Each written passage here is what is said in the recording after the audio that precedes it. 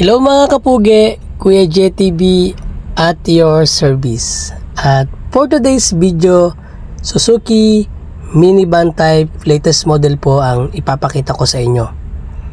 Kung yung pinakita ko po sa inyo last video ay with graphics design, ito naman po is plain lang. Available po sa iba't ibang kulay. Napakasarap po nitong i-drive sa kalsada kasi smooth lang po talaga. Para na rin po itong kotse. Meron po itong stereo and meron po itong aircon. Ang mga unit po namin ay wala po talaga itong aircon. Pero yung mga dumarating po namin ngayon ay may mga aircon. At kung sakali naman po na magka-problema po yung aircon,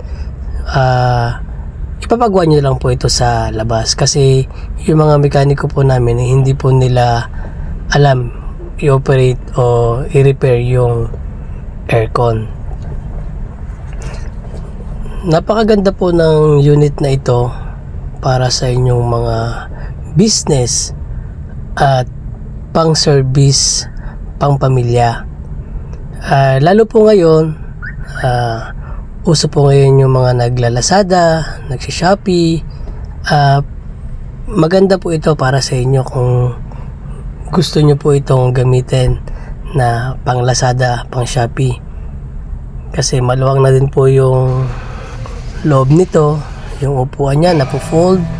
At kung may mga product po kayo nilalagay, tapos yung pong sliding door niya, left and right po ma-open po ninyo.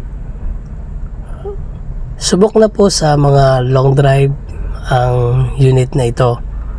Napakaganda din po ng gulong nito. Naka mags balloon tire na po. Ang ilaw po niya naka big eye na din po. Maliwanag na din po siya sa kalsada. Para na pong kotse yung gamit ninyo.